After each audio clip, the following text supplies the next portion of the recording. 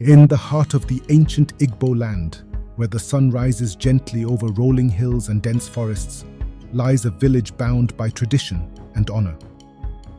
This is no ordinary place.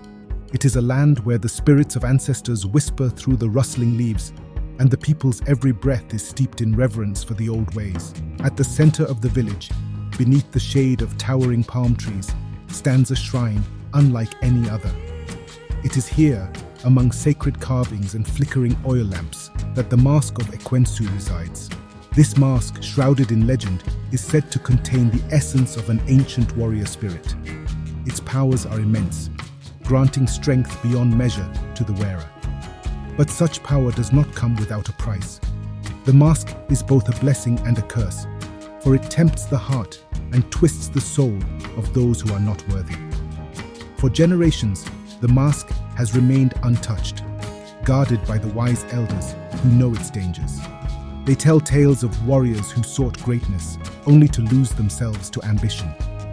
They speak of betrayal, of honor lost and regained, and of the eternal struggle between pride and humility. This is the story of one such warrior, a young man named Amadi, whose dreams of glory burned brighter than the morning sun. In his heart, a storm raged, a storm of ambition, jealousy, and longing. His path would lead him to the mask of Ekwensu, to a fateful decision that would test not only his strength but the very fabric of his soul. As we journey through this tale, remember, true strength lies not in the might of one's arms, but in the courage to face the truth within. Amadi was no ordinary youth. From the moment he could walk, his father, a renowned warrior, whispered tales of glory into his ears. Strength, his father said, is the foundation of a man, but wisdom is the pillar that keeps him upright. Amadi grew up in the shadow of his elder brother Chijioke, a man of great renown in their village. Chijioke was a champion in the wrestling arena, a figure of pride for the entire community. But for Amadi, his brother's success was both a source of inspiration and a burden. How could he, the younger son, ever surpass the man everyone revered? As the seasons turned, Amadi's determination grew. He spent countless hours training under the scorching sun, pushing his body beyond its limits. Villagers would often see him, drenched in sweat, lifting heavy stones or wrestling with shadows.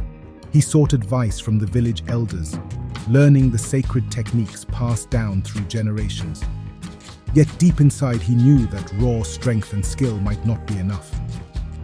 One day, while exploring the dense forest on the outskirts of the village, Amadi stumbled upon a hidden path. This path led him to the sacred shrine, the resting place of the mask of Ekwensu.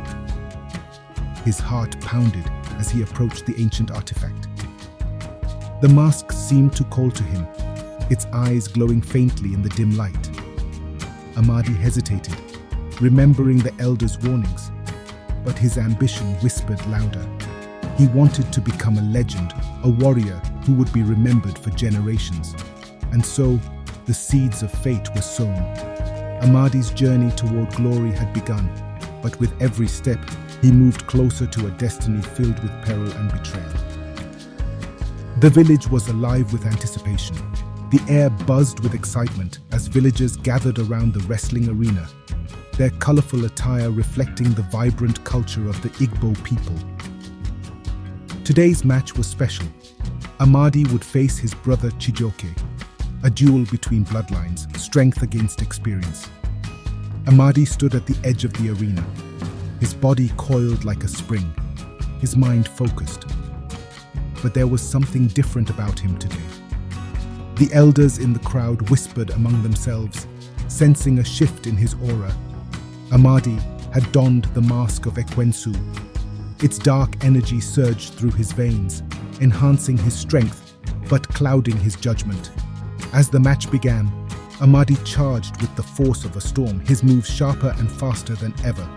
Chijioke, a seasoned warrior, countered with precision, using his years of experience to anticipate Amadi's every move. The clash of their bodies echoed through the arena, drawing gasps from the crowd. But as the fight progressed, it became clear that something was wrong. Amadi's attacks grew more ruthless, his strikes more violent. Chijioke, though skilled, struggled to keep up. The mask had not only amplified Amadi's power, but also awakened a darker side of him. The once honorable warrior was now consumed by his desire to win at any cost. In a final, devastating move, Amadi threw Chijioke to the ground, claiming victory. But as the crowd erupted in cheers, the elders remained silent. They saw the truth. The mask had begun to corrupt him.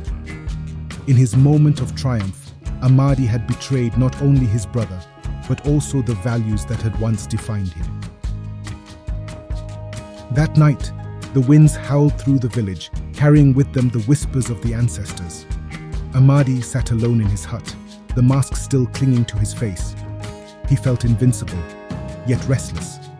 His body ached not from the battle, but from the burden of the mask's curse. As midnight approached, strange visions began to haunt him. He saw the spirits of past warriors, their faces twisted in anguish. They warned him of the price of power, of the darkness that had consumed them once they donned the mask. But Amadi, blinded by pride, dismissed their warnings. Days turned into weeks, and the mask's influence grew stronger. Amadi's strength came at a cost. His relationships began to crumble. The villagers, once proud of their champion, now avoided him, whispering of the curse that had taken hold. Even Chijioke, his beloved brother, could no longer reach him. The mask had driven a wedge between them, one that could not easily be mended. As the moon reached its peak, Amadi wandered into the forest seeking answers. But the forest was unforgiving. Shadows danced around him, ancestral spirits taunted him, and the weight of his choices pressed down on his soul.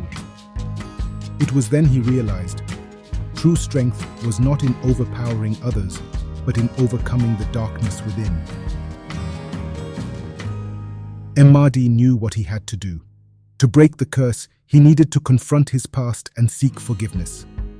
At sunrise, he approached Chijioke, who stood by the shrine, his face solemn but hopeful. "Brother," Amadi said, his voice trembling, "I have wronged you.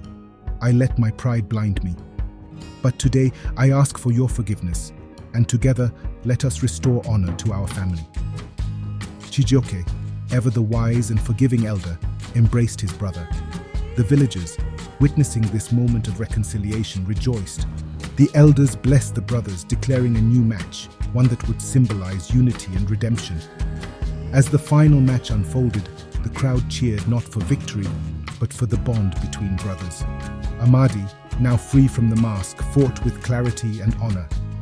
And when the match ended, it was not the victor who was celebrated, but the spirit of unity that had been restored. The story of Amadi and Chijioke became a legend, a tale passed down through generations, reminding all that true strength lies in the courage to confront one's flaws and seek redemption.